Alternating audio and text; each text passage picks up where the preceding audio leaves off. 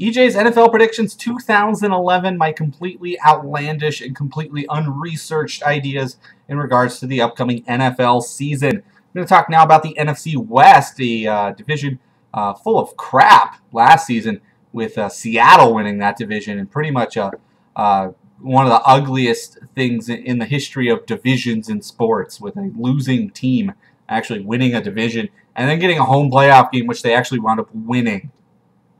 I honestly feel like it's going to be much of the same this year. They're much more competitive this year, all four of the teams in this division, than they were last year, but I still think it's going to be a lot of losing between your San Francisco 49ers, Arizona Cardinals, the Seattle Seahawks, and St. Louis Rams. My prediction to take this division, the St. Louis Rams. I think Sam Bradford is going to have all the weapons he had last year. He actually made weapons out of a lot of people last year, people who actually went down to injury too, so he's going to have everybody back.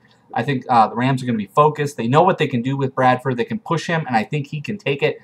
I think they're actually going to get to 9-7 and take this division. I don't see any team in this division getting to 10 wins, but 9-7 should be enough to take the division.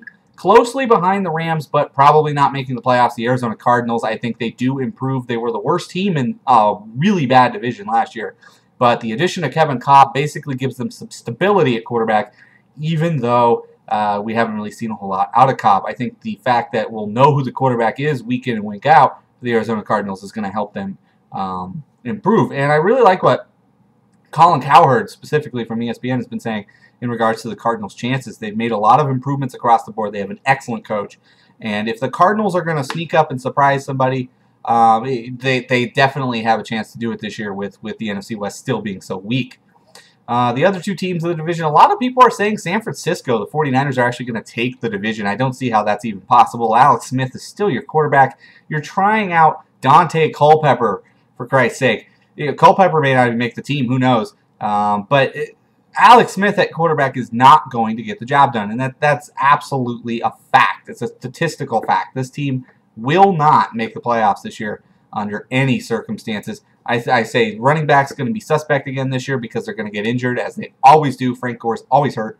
And, the defense is going to probably step it up. Harbaugh, as the coach, is definitely going to bring some integrity and some stability to the environment in San Francisco. But I just don't think without a quarterback, you just can't win. And I wouldn't be surprised if Harbaugh actually sunk the team into dead last so he could get his own quarterback in next year's draft.